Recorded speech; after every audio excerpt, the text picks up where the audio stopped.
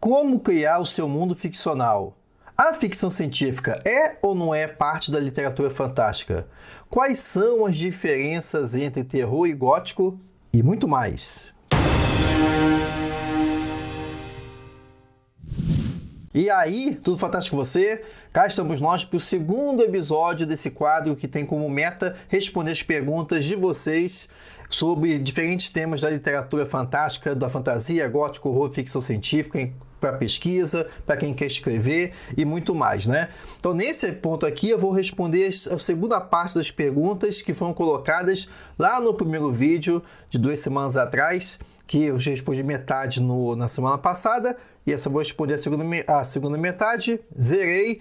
Então, na semana que vem, vou responder as perguntas do último domingo, do vídeo do último domingo, e dando assim continuidade. Então, já fica o convite. Quer saber alguma coisa sobre fantasia, gótico, horror e ficção científica, weird? Escreve aí embaixo na seção dos comentários, beleza? Muito obrigado pelos comentários. Desde já, grato pelo envio também da sua pergunta. Então, vamos que vamos. Vamos que vamos para não tomar muito tempo, mesmo porque hoje tem 7 perguntas, se não me engano, aqui, falha a memória, beleza? Então tá aí, o world building, como criar o seu mundo ficcional, a ficção científica está no fantástico e também diferenças entre terror e gótico. Então vamos lá, vamos começar aqui respondendo as perguntas. E aí já agradeço desde já também as perguntas enviadas. Tá aí primeiro do Raimundo, muito obrigado Raimundo Soares pela sua pergunta, que tem a questão: ficção científica é subgênero da literatura fantástica ou um gênero à parte? Boa pergunta, Raimundo. Isso é uma questão recorrente. Isso passa pela própria questão das vertentes da literatura fantástica. Gente, não existe uma definição específica o que é literatura fantástica. Isso também pode ser reverberada para todas as vertentes. Não existem definições, como a própria palavra fala. Toda definição tem o propósito de estabelecer um fim. Então não existe definições definitivas, vamos dizer assim, para ser redundante, né? Da fantasia, do gótico, da ficção científica, do realismo mágico, do weird. São fronteiras que vão se atravessando, que como tais, vão se atravessando, tá? Nesse caso aqui, é válido para ficção científica, tá? Ficção científica, mas já digo desde já, Raimundo, sim, ela é parte da literatura fantástica quando estamos falando aqui da literatura fantástica no sentido lato, no sentido amplo, o chamado modo fantástico. Modo fantástico, ou seja, a forma como uma história é descrita, a forma como os elementos da narrativa, lembra lá da escola?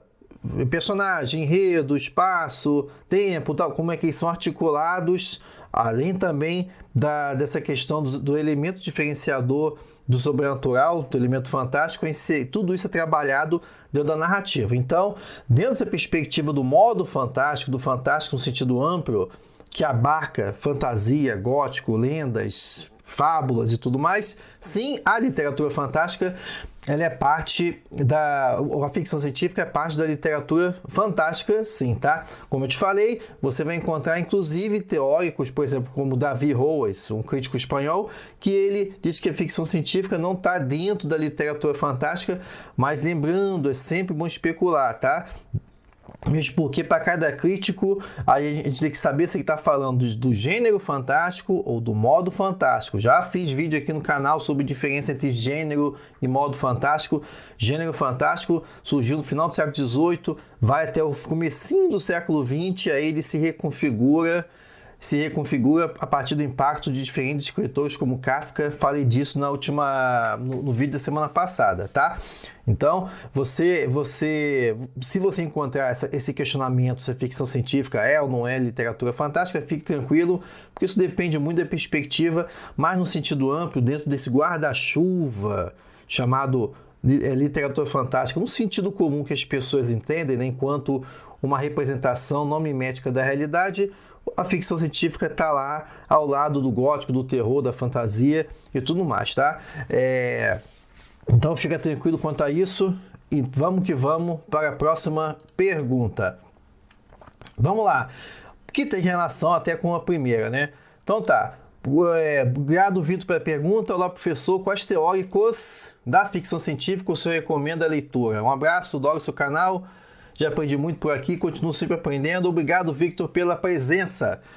Então tá, Victor, vou passar aqui, eu já dizer o seguinte, que tem muito pouco no Brasil, né? No Brasil tá traduzido esses grandes teóricos, que até mesmo pela própria evolução da ficção científica se concentram muito em países de língua inglesa, tá? Prioritariamente na Inglaterra e nos Estados Unidos, tá?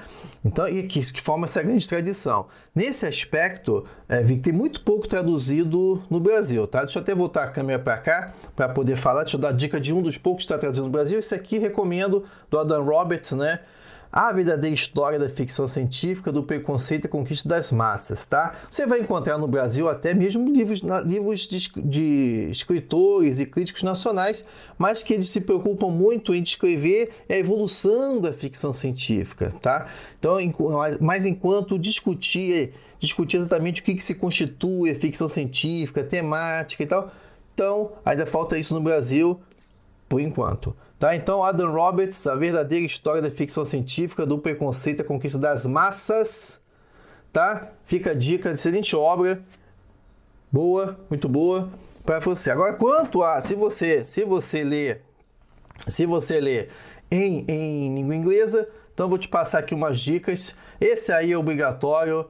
Esse é o velhinho, mas bom ainda, ele tem muita relevância, o Dark Survey, Metamorphoses of Science Fiction, mesmo porque essa obra, inclusive, acabou impactando outras discussões sobre o fantástico, por exemplo, como junto ao próprio Davi Roas, que eu comentei na resposta anterior, tá? Porque aí o Dark Survey vai apresentar a questão da ficção científica, e principalmente a partir desse conceito do novo. O novo, que é o elemento que estabelece a ruptura, a subversão do real e insere a narrativa no âmbito no caso aqui da ficção científica, tá? Então, Metamorphoses of Science Fiction dos anos 70, mas que ainda tem sua validade relevante, ou seja, relevante ainda para quem quer conhecer mais a fundo os mecanismos da ficção científica, tá bom? Além também dele, citar aqui os mais modernos, tá? Modernos que eu falo assim, dos anos 90 já para cá, já que eu sou velho, né? Eu sou velho, então para mim, os anos 90 foi ontem, tá? Deixa eu passar para cá. Esse seria muito bom. Esse é bom, The Encyclopedia of Science Fiction, do John Clutes e do Peter Nixon. Coloquei esse aqui também por causa do John Clutes e principalmente porque hoje, online e grátis, se você digitar aí, ó, Encyclopedia of Science Fiction, você tem online esse dicionário que você pode consultar diversos verbetes sobre temas, conceitos, autores e obras, tá? Então digita aí, vai no Google aí, Encyclopedia of Science Fiction, você vai cair lá no SF. Excelente guia de consulta para pesquisas, para quem escreve e tudo mais, tá? Então, John Clutes é outro nome. Também aqui, Victor, ali da direita, ó, Science Fiction. Recomendo Brian Atterbury. Brian Atterbury, que é um escritor também, que pesquisa fantasia também. Mas nesse caso, ele também tem obras relevantes no universo da ficção científica. Fica a dica para você conhecer também o trabalho desse homem, tá? Deixa eu passar aqui. Outros dois teóricos para você também se ligar. É aí o senhor Gary K. Wolfe, que também é escritor, né? O Gary K. Wolfe, e também o Cole Friedman. Cole Friedman, que também tem essa obra, das que eu falei aqui, se não me engano, essa daí, ó, Critical Theory, Science Fiction é mais recente. Fica a dica também, é outro teórico que eu recomendo nesse universo da ficção científica. Beleza, Victor? Então, vamos que vamos. Ok? Vamos para cá. Deixa eu botar eu aqui para cima, né? Outra pergunta do Felipe Marques. Muito obrigado, Felipe, pela pergunta. Olá, mestre Alexander, tal. Parabéns, muito obrigado, Victor. E aí, vamos uma pergunta. Bom, eu gostaria de saber como criar a Bíblia do meu livro de fantasia. Olha aí a questão do word building. Vi esse termo em vídeos sobre World Building na gringa e entendi que uma documentação de tudo do mundo imaginário. Eu tenho uma dúvida sobre isso. O que de fato tem nessa Bíblia e como é a divisão dos tópicos do World Building? Felipe, já fica a dica desde já para você pensar nessa constituição dessa Bíblia que você está chamando aí, né? Essa constituição do seu mundo ficcional. Primeiramente, já fica a dica, quando você acabar esse vídeo aqui, vai no canal Fantástico Cursos, na playlist Como Escrever, os 5 primeiros vídeos. Assiste os 5 primeiros vídeos, que é justamente sobre isso, né? Os elementos, qual é a função do espaço dentro do seu mundo ficcional, qual é o propósito do seu espaço dentro do mundo ficcional, a questão das cores, a questão dos nomes também, né? Qual é a diferença entre lugar e ambiente? Então vai lá, tá disponível também. Esses vídeos ficaram tão bons que eu vou botar também lá dentro do Como Criar Histórias que Vendem, que é o curso online do Fantástico Curso de Escrita Criativa. Então, dá uma olhada também nesses vídeos aí. E respondendo a sua pergunta, fica a dica, Felipe, comece pela geografia do seu mundo. Eu falo começar pela geografia porque isso acontece, por exemplo, se a gente comparar a literatura brasileira e a literatura inglesa, a geografia de um país, a geografia de uma região determina a literatura, o mundo, a cultura que vai ser desenvolvida nela, tá? Então pensa primeiro, como é que é a geografia do seu mundo? É um deserto? Então isso vai demandar um desenvolvimento de uma cultura. É no mundo gelado? Isso vai levar a outro mundo, outro tipo de mundo, né? É montanhoso? Não é? Tem muita planície ou não? Pense nessas questões da constituição da geografia do seu mundo. É isso que é o ponto que formata a cultura, tá? Pensando nisso, depois você vai pensar o seguinte: o que acontece na história desse mundo? O que vem antes e o que veio depois, tá? Eu digo isso pelo seguinte: às vezes eu vejo algumas obras de fantasia aí que as pessoas querem escrever, genericamente, ambientada numa Idade Média fictícia, tá? O equivalente à Idade Média. Porra, mas o que veio antes? Porque, afinal de contas, nenhum mundo, nem no nosso mundo, por exemplo, não surgiu na Idade Média, né? O que veio antes da evolução, né? Como é que foi isso? Como é que foi a Idade de Ferro desse povo? Como é que foi a Idade da Pedra? Como é que foi a evolução nisso? Obviamente, você não tem que descrever isso e todo esse processo, mas você entender, nas suas pesquisa, minha gente. E aí, nesse processo da pesquisa, Felipe, dê importância a isso. Como é que, até mesmo porque isso vai dar um maior grau de verossimilhança na sua obra. Como é que foi esse processo de evolução? O que veio antes para a história chegar no ponto em que você vai começar a sua narrativa, tá? Então, tenha todo esse background aí no seu processo de formação, tá?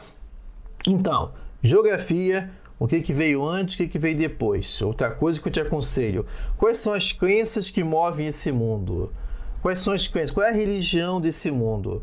Porque isso é uma necessidade intrínseca do indivíduo, uma necessidade intrínseca do ser humano, é esse contato com uma força superior, um contato com uma energia superior, tá? Que depois você pode falar, mas hoje tem gente que é ateu. Beleza, mas para ter ateu é porque ele se opõe a alguma religião estabelecida.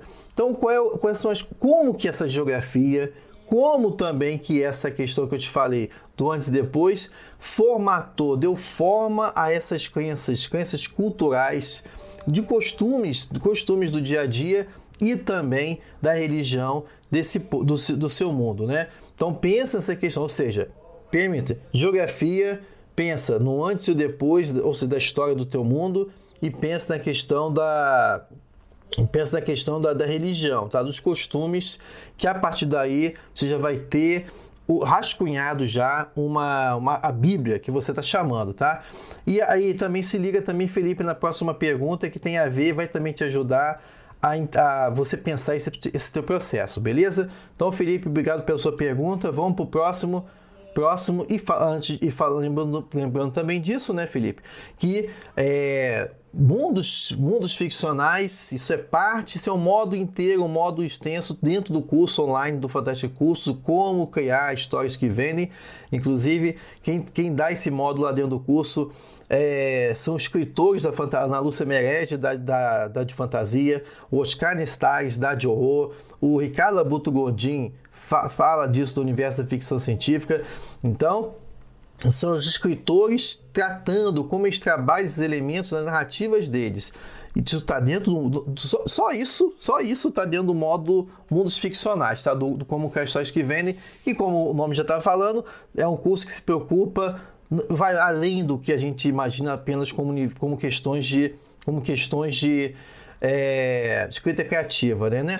O curso não é só para ensinar você a escrever do início ao fim e também publicar, mas o que acontece depois, como que cria um público-alvo para o público leitor para essa obra, né? Isso eu só vou pensar nisso depois que eu escrevi a obra? Não, isso é um processo, tá? Então fica o convite para o Felipe, para todo mundo que está aqui. Olha aí o link na descrição desse vídeo para vocês conhecerem a proposta do Como Criar Histórias que Vendem, que vem também com o outro curso Marketing Digital para Escritores, e também apenas para essa primeira turma que acreditou nesse projeto, tem também Histórias Fantásticas, Como Escrever, e como o próprio nome já está falando, tem o propósito de ensinar os macetes, os detalhes, os caminhos da fantasia, gótico, horror, ficção científica e do weird. Ou seja, você entra no Como Criar Histórias que Vendem e leva mais 2 cursos de bônus. Fica a dica, Como Criar Histórias que Vendem, tá aí embaixo, beleza? Então, falando isso, vamos passar para a próxima pergunta que eu falei que ia ajudar o Felipe, que é do Vicky Pekaski. Acho que a pronúncia é essa, se não for, me desculpa, o Vini. Olá, professor, eu gostaria muito de saber de que modo Tolkien, Senhor dos Anéis e Hobbit, revolucionou a fantasia. Vejo muitos textos dizendo que ele é conhecido como o pai da fantasia, mas fico curioso em saber como ele conquistou esse título. Obrigado desde já. Vicky, é o seguinte, essa é uma pergunta interessante, se conecta com o anterior. A gente está falando aqui de inovação. Por que o Tolkien tem essa alcunha de um dos principais nomes da fantasia moderna? Cabe destacar, Vini não é o pai da fantasia, tá? Vamos contextualizar a coisa, já falei disso aí no vídeo, na série que é Fantasia do Fantástico Cursos. Ele é um grande inovador da fantasia moderna, tá? Mas a fantasia sempre houve, das vertentes do fantástico, é uma das mais antigas ao lado do horror. E nesse ponto aqui a gente está falando da fantasia moderna que surge na virada do século XIX para o século XX, tá? Então o Tolkien ele é um grande inovador da fantasia moderna por diferentes questões. Aí eu vou te passar justamente esses elementos. No caso aqui, Vini, eu até anotei esse negócio aqui para não esquecer. O Tolkien ele é um grande inovador da fantasia porque ele trabalhou em cima de 4 peias que a gente pode falar: da mitopeia, da glossopeia, da epopeia, e também está faltando uma: mitopeia, glossopeia. Olha, deixa eu colar aqui: glossopeia, mitopeia, cosmopeia e epopeia. Eu tô dizendo que eu estou colando isso aqui porque isso foi um dos pontos que eu conversei com o Eduardo Oliver, do canal Tolkien Brasil, numa live do Fantástico Cursos de 2018 ainda, por isso que eu não lembrava direito dos termos todos. Eu fui lá rever a live para poder te responder aqui, Vini. Vou deixar anotada aí embaixo essa live com o Eduardo Oliver, do Tolkien Brasil, uma live muito boa, e lá ele comenta esses elementos inovadores do Tolkien, né? Então a gente está falando que é a questão da mitopeia. Tolkien inovou porque ele criou um mito para o seu mundo, tá? Então isso foi de parte importante porque isso dá uma envergadura maior, uma complexidade na sua obra. Mas vamos lembrar que a mitopeia foi só o segundo ponto. O primeiro ponto foi que Tolkien criou uma língua, a glossopeia. Glossopeia é a criação de uma linguagem artificial. Tolkien é linguista e primeiro criou uma língua para depois criar um mundo onde onde a sua língua, que habitaria a sua língua, né?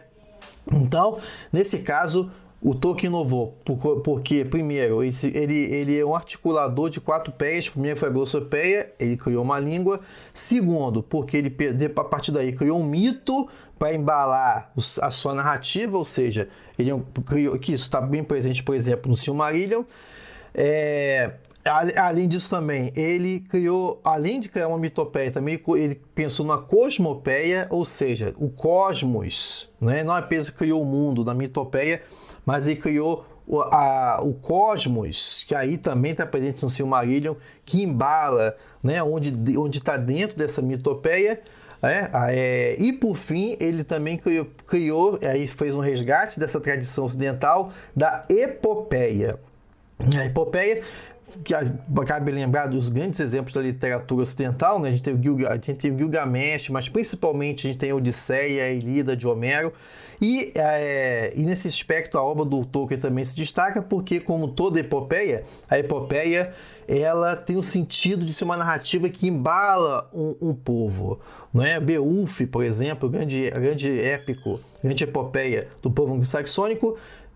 O Beowulf é a incorporação do povo anglo-saxônico. Então, no Senhor dos Anéis, ele tem essa envergadura épica, ou seja, tem uma estrutura de uma epopeia, porque ela se coloca como uma mitologia, uma história do povo inglês, tá? Então é por conta desses aspectos que o Tolkien apresentou, nada disso tinha sido feito antes, um escritor que tinha criado uma língua tão sofisticada, ou seja, a glossopeia, que também criou o mundo, criou os mitos desse mundo, a mitopeia, que pensou também todo um contexto cósmico para isso, a cosmopeia, e por fim também resgatou esse elemento literário da epopeia, essa estrutura de epopeia, né? Que Tolkien se coloca como um grande inovador, beleza? Então fica aí a resposta para o Vini e também para ajudar na pergunta anterior também, tá? Beleza? Continuando aqui, do Edson dessa vez, alguns livros são descritos como tendo elementos de terror, elementos góticos. Em que ponto podemos dizer que uma obra deixa de ter elementos de alguma coisa e passa a pertencer àquela categoria? Edson, isso é um ponto muito importante porque eu vejo muitos escritores iniciantes e também jovens pesquisadores pensam assim, meu Deus, mas como é que eu encaixo essa literatura aqui? Lembrar, gente, a literatura é uma coisa fluida, a literatura é fluida, a literatura se configura, ela se articula, mas justamente por subverter fronteiras do que se encaixar em definições. Já falei disso aqui também, né, nas respostas anteriores, tá? Então, nesse ponto, primeiro, não se preocupa tanto em que uma obra... Isso, às vezes, depende da interpretação, das experiências de quem está lendo, tá? Mas, no sentido prático, não se prenda tanto deixa de, como você coloca aqui, né? Que ponto deixa de ter elementos de alguma coisa e passa a pertencer àquela categoria. E nesse caso aqui específico, Edson, te digo, tá? Ele é terror e gótico, ok? A gente pode falar que é o seguinte, o gótico ele se configura com elementos mais palpáveis, o gótico existe uma construção, o gótico, por exemplo, ele passa pela construção de um espaço, o gótico é principalmente, antes de tudo, a criação de uma atmosfera, tá? Uma atmosfera que é muito focada na questão espacial, então tem uma articulação do espaço, de criar um elemento de topofobia. O que é topofobia? É a construção de um espaço que te provoca medo, te provoca ansiedade, te provoca apreensão, tá? Então é nesse ponto que a gente vai ter essa questão do gótico, tá? O gótico também tem muita presença do passado que assombra o presente. E isso ganha forma de diferentes elementos, sendo um dos principais, por exemplo, do monstro, né? Olha o caso do Drácula, para citar um dos mais famosos, esse passado do leste europeu, de um outro passado, né, que vem assombrar a moderna Londres vitoriana, tá? Ou então, um pai comete um pecado no passado, e esse pecado atravessa gerações e vem assombrar as gerações futuras, né? Que são os casos, por exemplo, do Morro dos Ventos Uivantes da Brontë. Então, o gótico ele se articula de diferentes formas. O terror, nesse aspecto, Edson, o terror é o efeito, é o que vai ser sentido justamente por conta desses elementos construídos, tá? Então vamos dizer o seguinte, o gótico, nesse processo, o gótico prepara o terreno, prepara o cenário para o terror se manifestar. O terror é o medo, tem sua ligação com o medo, o terror é uma extrapolação do medo, né? Ou seja, é um medo exponenciado, tá? Então, nesse aspecto, o terror vai se manifestar por conta justamente, vamos supor, numa narrativa, por conta dos elementos góticos, tá? Ou seja, é quando o personagem está diante de um espaço de medo, espaço topofóbico, né? Vamos citar um caso, e aí se depara com, e já fica naquela ansiedade, o que eu vou encontrar aqui? Lembremos que o terror opera no psicológico, é diferente do horror que opera no físico. O terror, ele é uma preparação, é aquela apreensão, é aquela angústia, é aquela sapiência nossa, aquela consciência nossa de que existe uma coisa ali, um monstro que ele pode me pegar a qualquer momento. E aí, isso se articula dentro do ambiente gótico, mal iluminado, decrépito, decadente, ou seja, que fornece a antessala para o terror, tá bom? Então, mas não se liga muito nessas questões aí de ficar buscando uma coisa da outra não, tá? Beleza, aqui outra pergunta, Literatura Fantástica. Professor, o senhor deve conhecer o livro Não Verás Paz Nenhum, do Inácio Lora Brandão. Eu gostaria de alguma análise ou comentário, porque na minha humilde opinião, não conheço ainda toda a história da ficção científica brasileira, mas considero essa obra um marco. Obrigado, Fernando, pela pergunta. Eu vejo você sempre aqui. Tem vários vídeos do canal Fantástico Cursos sobre essa tradição, essa história da literatura brasileira.